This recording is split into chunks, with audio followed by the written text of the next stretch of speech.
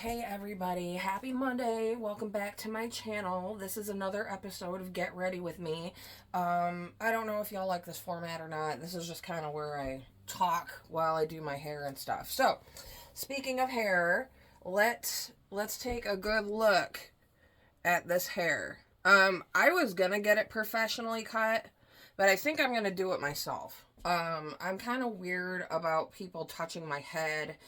And I know that if I go to the salon, I'm going to have to, listen to a lecture about letting my hair go for so long. And I don't really want to hear it. So I think I'm just going to cut it myself. And then I will dye it some color. And the hair dye will probably stick to it real good, too. So, okay, so there's that.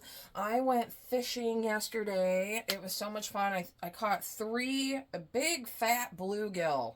They were like 8 inches. And I caught a perch. And I thought that perch was small, but we measured it. And it was, in fact, big enough to keep. I don't think there's a size limit on the perch, but I mean, if they're little, I throw them back. We went fishing in Gull Lake. Fun fact about Gull Lake, I grew up there. So I've been fishing off this dock since I was probably 2 or 3 years old. And I've always caught fish there. And it's really sad because my grandma's now passed away. And we're just kind of like, yeah. So I got to go fishing. And a fun fact about Gull Lake is that they have a filtration system. So the water, you can see down to the bottom. It's very, very clean. Gull Lake is like pristine water. So you can feel good about eating the fish out of there. Now, we first went to Maple Lake and Paw Paw, because, historically speaking, I used to catch, a lot of fish there, but the water is murky, and I read that the water quality is, in fact, very poor. So I'm kind of glad we didn't catch anything there. We ended up going to Richland, and it lives up to the name because there's just, when I was little, there were a couple of mansions on the lake. They were kind of at the north end, but now they're just bam, bam, bam, bam, mansions everywhere. So they really cleaned that lake up, and super cool. Like everything in my life, all the changes happening, I know that's going to come to an end at some point. So, very sad. Glad I got to do that with my son yesterday, my 19-year-old. So that was cool. I went to a fishing and hunting store. That was like a freaking paradise for fishing. So yeah, I had a good time, guys. Spent time with the old family. Good, I'm finding ponytails. That's what I'm the purpose of this is right now. Okay, so let's talk about something that triggered the shit out of me. Okay, so mental illness, bipolar check-in here. Okay, so a long time ago, I've talked about it in other videos, so it might be a review to some of you. I went through a dual diagnosis program when I was in my 20s because I hit the bottle when I was depressed, and the fucking government has a lot of money to be made on substance abuse, so yes, they put me in a substance abuse program, but it's true, I am a drug addict, so it was very helpful. I'm not going to bash them too much, but they try to get me to do DBT for a borderline personality disorder. Now, here's the first issue I have. Personality disorders in general, I mean, how can you even prove that? Because what's normal? Normal people are actually responsible for the majority of the chaos that happens in this society. But that's why I don't, psychology, I'm sure, has a place. But you gotta be real careful with psychologists, because this is what happened to me. I was freaking traumatized, okay, from some serious freaking abuse that happened over time. And I had never really dealt with it. And I think a lot of people pick up the bottle because of that. So self-medicating or whatever. And I was also unknowingly in active psychosis. I was also having mania and depression. And so I sat in this program for a year and a half, and all these clinicians didn't notice that I was having psychosis and paranoia and bipolar. And that is because they had an agenda. Now, the agenda was diagnose me as a borderline personality disorder and put me in DBT. They had seats to fill, okay? Because I kept telling them, I don't think borderline personality disorder is what's going on here. I think it's something else. And it was. Listen to your gut, guys. Second opinions. I was on government funding, so, I mean, I couldn't do anything. And they had this attitude that, well, you're the patient, and I'm the one with the degree.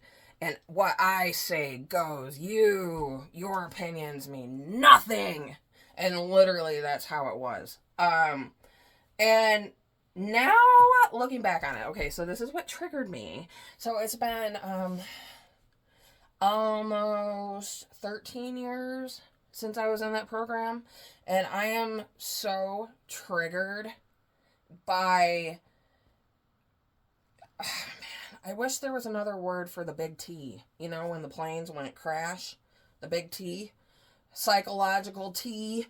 I'm sure that word is going to be flagged by YouTube, so I'm not going to say it on here. But,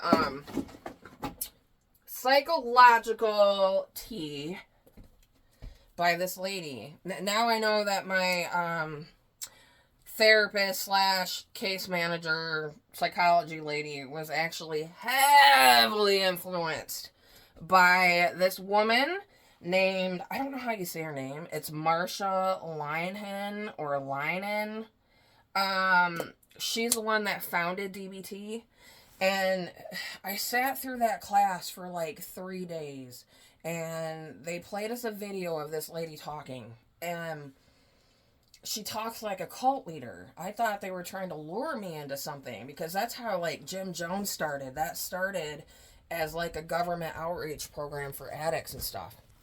So, I was like, what the fuck is this? So I quit showing up. And they called me and I was like, you guys are, like, in a cult or something. And they were like, oh, why didn't you just tell us that? And so they put... Long story short, they put me in the SAM program, and it was wonderful. So, but, I was forever punished for not agreeing to that diagnosis. And I was treated differently. I always felt like, there was a stigma attached. It's like they wanted me to have that disorder, but at the same time, they punished me for having that disorder. And, okay, so finally yesterday, I was like, I'm gonna sit down and listen to some of this lady's ideology. I'm gonna listen to some of the things that she has to say. And just, I think I have PTSD from that. I've always said that. I was, like, traumatized from frickin' therapy. And if you watched my videos from, like, a year ago... Something similar kind of started happening with my therapist at the time, and I got a new one, and she's fine. Like, my therapist now is cool. So, like, okay, so, I need to focus. Hold on, let me hit this bowl. So, yeah, I'm gonna be doing, like, a deep dive of sorts on this lady because nobody fucking criticizes her. Everybody, like, regards her as some hero, but she's not. I think she's evil. And I said it back then, and I'll say it now. And one of the things that turned me off to DBT was the Buddhism that they use. And some people say Buddhism is not a religion. I believe it is, and therefore I'm not going to practice it being a Christian. And I'll tell you what, when you tell the system that, they don't like it. They don't like that Christian stuff. So, okay, but this is where I want to start. So, Marsha talks about how nobody wants to be, okay, like, let's talk about this from a perspective that I have a borderline personality disorder, okay? So I'm a borderline personality disorder right now in this story, in this scenario. Okay.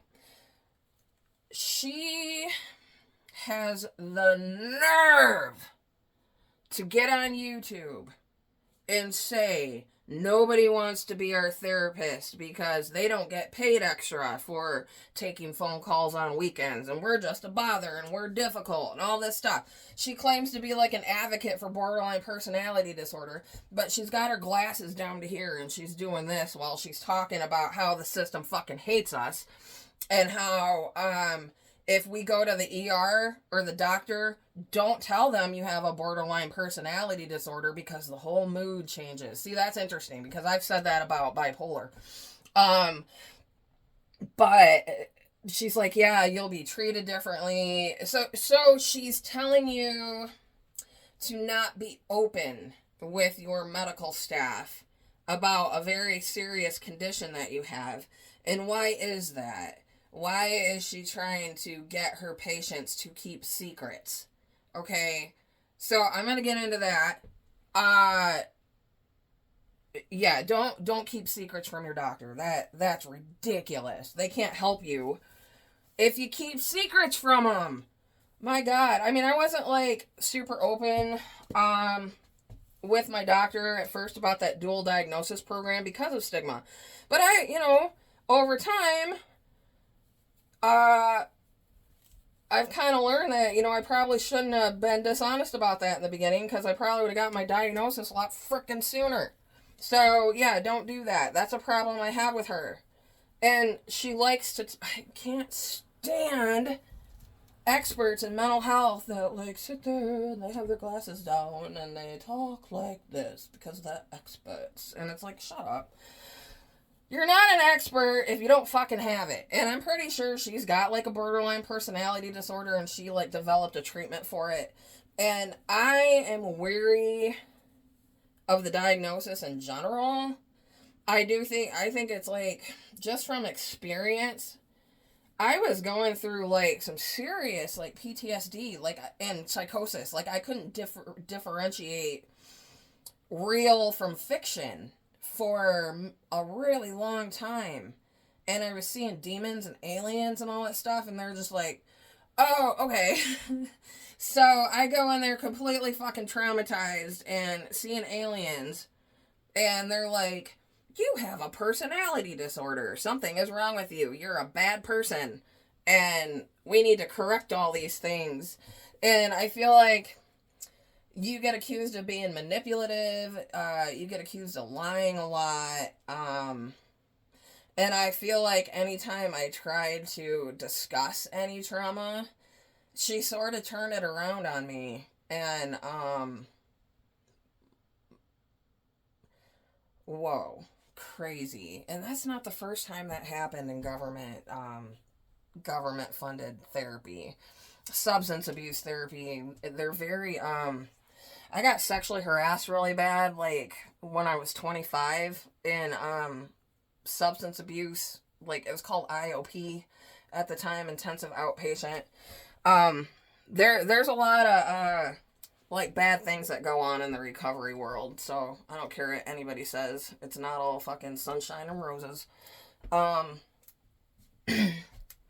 So that's kind of where I'm at with that. It's like I would love to do a deep dive on this lady, and it'll probably be possibly an edited video. I think I need like a computer or something, but I would love to talk more about her because people freaking worship her, and no.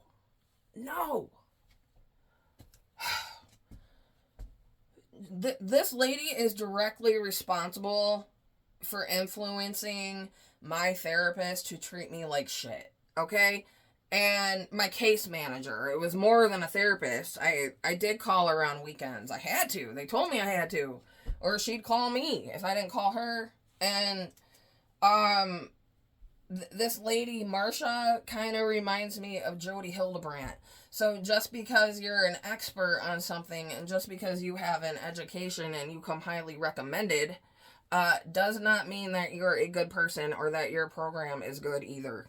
Oh my God. So, yeah. Look forward to that. Femicide's coming. I've been working on that one. It's freaking complex. And I got caught up in that election. But that's okay. I'm glad I did because it was kind of a feel good campaign there on Donald Trump's part. So yeah, I guess that's it for now. I might do a part 2 if I can think of anything else. So I'll see you guys later. Bye.